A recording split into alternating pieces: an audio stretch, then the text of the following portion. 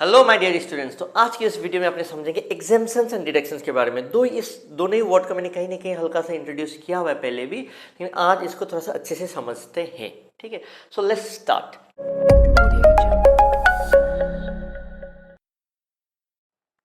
देखो, जब हम एग्जेम्पशन का बात करते हैं ना, एग्जेम्पशन मतलब क्या है? It does not form a part of total income. It does not form a part of your gross total income.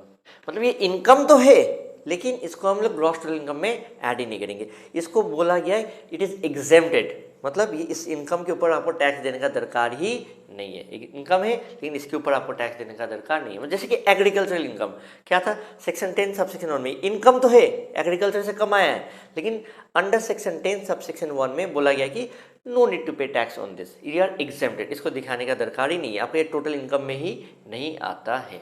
और वेराज डिडक्शंस जो होता है ना, वो कैसे होता है? आपका एक बार जब ग्रॉस टोटल इनकम आ गया, उस ग्रॉस टोटल इनकम में से आप क्या करना है? डिडक्शंस माइनस कर दे। तो गवर्नमेंट बोलता है कि ठीक है ना, आपने ये कुछ कुछ चीज़ें जो की हुई हैं, इसके ऊपर हम क्या करते हैं, तुमको एक बेनिफिट देते हैं ताकि आप थोड़ा सा टैक्स बचा लो। तो आपका जो इनकम टैक्स रहेगा इसमें, तो कहीं ना कहीं इसमें भी आपका टैक्स का बचत हो जाता है। लेकिन ये सब आप कुछ इन्वेस्टमेंट करते हैं, ठीक है, ये सब जगह से, या किसी किसी इनकम जैसे कि आपका इंटरेस्ट इनकम आया, सेविंग्स का इंटरेस्ट, तो 80 TTA में बोला जाता है कि आपको हम डिडक्शन दे देंगे। आप LIC करते हैं तो गवर्नमेंट बोलता है ठीक है, LIC कर रहे हो, अपना ख्याल रख रहे हो, ठीक है, थोड़ा फिर डिडक्शन दे देते। आप मेडिक्लेम करते हैं, गवर्नमेंट बोलता है ओ आप मेडिक्लेम कर रहे हो, आप तो अपना ख्याल रख रहे हो, ठीक है, आप मेडिक्लेम कर लो, इट्स गुड फॉर यू, हम आपको ये जो अच्छी चीज़ की है इसके ऊपर आप टैक्स में हम थोड़ा सा बचत कर देंगे। आप एजुकेशनल लोन, पॉलिटिकल पार्टी को डोनेशन देना, कहीं और किसी और नेशनल डिजास्टर्स में नेशनल रिलीफ फंड, ये सब में भी डोनेशन देने से काफ़ी जगह डिडक्शंस मिलते हैं। 80G, 80D, 80, बहुत सारे डिडक्शंस सेक्शन से अंडर चैप्टर 6 से। ओके, तो यहाँ पर एग्जाम पॉइंट ऑफ व्यू के लिए आपको एक तो नोट्स के हिसाब से डिडक्शंस एंड एग्जाम्पशंस का दे दिया। यदि एग्जाम में पूछे तो आप लिख दीजिएगा। तो डिडक्शन क्या होता है? ग्रॉस टोटल इनकम से आपका टोटल इनकम तक पहुंचने के लिए थोड़ा सा बचत करने का जगह देता है टैक्स से। स्पेसिफिक अमाउंट्स, जैसे कि आपको 80C में 1.5 लाख का मिलता है, 80D में 30,000 का मिलता है, वैसे करके आपको 80 TTA में जो कि सेविंग्स का इंटरेस्ट है 10,000 का मिलता है। जैसे कि कुछ स्पेसिफिक अमाउंट दिए गए उसके हिसाब से मिलता है। और यहाँ पर एग्जाम्पशंस क्या है? Specific incomes that are completely और partially excluded from total income. ठीक है, मतलब जैसे कि एग्रीकल्चर इनकम टोटली एग्जेम्प्ट हो गया, फिर एग्रीकल्चर इनकम का कुछ कुछ है कि इतना परसेंटेज आपका एग्जेम्प्ट हो गया।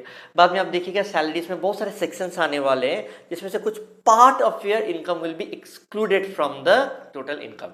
Applicability, yes, it is apply to reduce the taxable income. आप ये सब चीज करके थोड़ा सा टैक्सेबल इनकम को कम कर सकते हैं। ये क्या है?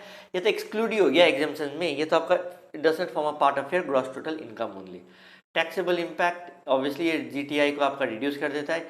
ये तो आपका पूरा का पूरा टोटल इनकम को, ग्रॉस टोटल इनकम को ही रिड्यूस कर देता है। तो रिड्यूस करने के कारण आपका क्या होता है? टैक्स कम हो जाता है। Sections of income tax chapter 6A के अंदर जैसे कि हमने बताया 80C, 80D, 80G, 80E, 80TT, ये बहुत सारे, इसको हम लोग बाद में सेपरेटली डील करेंगे।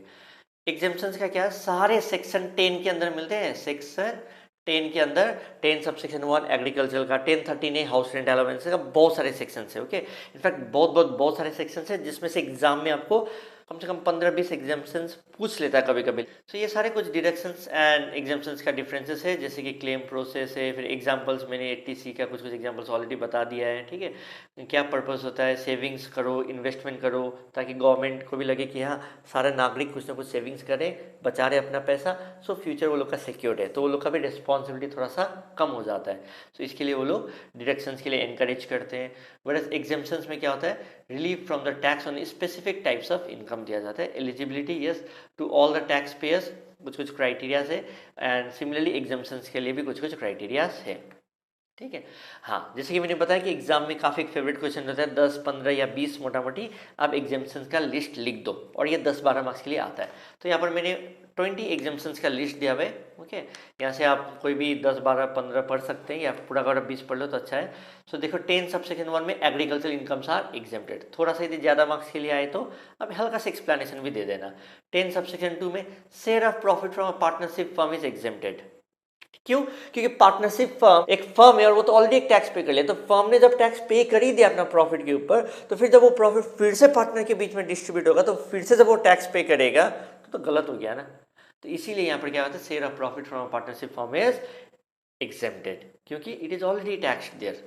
हाँ, तो वैसे करके आपका बहुत सारे एग्जामेशन का लिस्ट है, थोड़ा सा लर्न कर लीजिएगा। और इसमें से बहुत सारे एग्जामेशन के लिस्ट तो अपने धीरे धीरे time to time cover up कर भी लेते हैं। जैसे 10 सब सेक्शन 1 तो अपने पहले कवर अप कर लिया, और भी सैलरीज में, हाउस प्रॉपर्टीज में, अलग अलग जगह में बहुत सारे जो लिस्ट है उसको अपने कवर अप कर लेंगे। So I hope you are getting it. Okay, so आपका एग्जाम प्रिपरेशन कैसे होना चाहिए ये आपको मालूम चलते जा रहा है।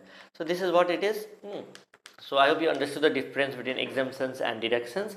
So see you all in the next video with the new topic. Till then, bye bye, take care.